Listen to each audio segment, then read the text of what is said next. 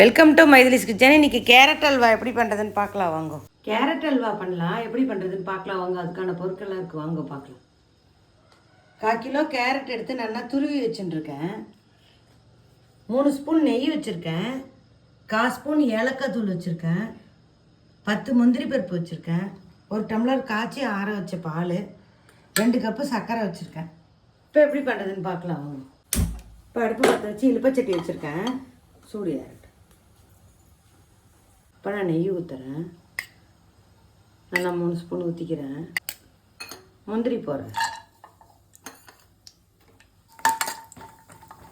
இப்போ முந்திரி பருப்பு வறுபட்டு எடுத்து அதை எடுத்துறேன்.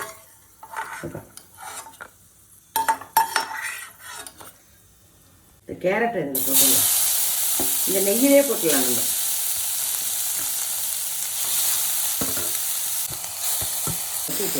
2 வதக்க ரொம்ப ரொம்ப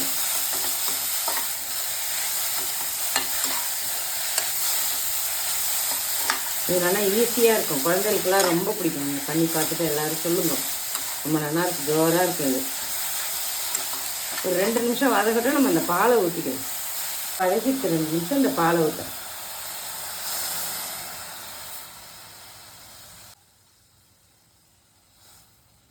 பால் ஊற்றிட்டேன், நல்லா வேகட்டும். இப்போ அடுப்பை சின்னதாக வச்சுக்கலாம், வேகட்டும். மூடி வைக்கிறேன். இப்போ பாருங்கள், நல்லா கொதிச்சு வேகுது பாருங்கள். பால்லே இன்னும் கொஞ்சம் நல்லா வெந்து பாலும் இறுகி கெட்டியாக வரணும். இப்போ பார்க்கலாம் நம்ம பால் பாருங்கள். நல்லா பால் சுண்டிட்டு கேரட்டும் நல்லா வெந்திருக்கு பாருங்கள். தொட்டு பார்த்தாலே தெரியும் பாருங்கள், கையால் நல்லா வெந்திருக்கு. இப்போ ஜீனி போடலாம். ஜீனி போட்டால் கொஞ்சம் நீர்க்க வரும், அப்புறம் கொஞ்சம் நேரம் கலரிண்டே இருந்தால் கெட்டியும்.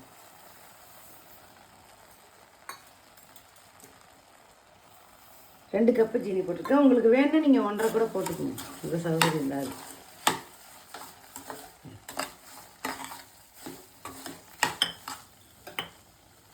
இப்போ நான் அந்த ஏலக்காய் பொடி போட்டுக்கிறேன்.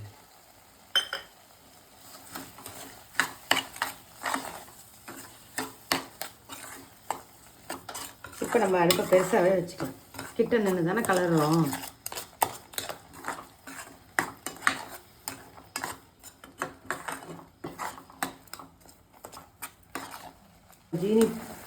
ஜீனி போட்டு நல்லா கெட்டியாக எடுத்து இப்போ முந்திரி பருப்பு போடுறது. 1 ஸ்பூன் நெய் வச்சு இப்போ நம்ம அடுப்பா இப்படி இருக்குன்னு நினைக்காதே, ஒரு 10 நிமிஷம் வச்சு நல்லா கெட்டியாகிடும். ஐஸ்கிரீமோடு வச்சு சாப்பிடலாம், சூப்பராக இருக்கும். ஜோராக ரெடி ஆகிடுச்சிங்க பாருங்கள் carrot halwa. Carrot halwa ready. பார்த்துட்டு எல்லோரும் எப்படி இருக்குன்னு கமெண்ட்டில் சொல்லுங்க.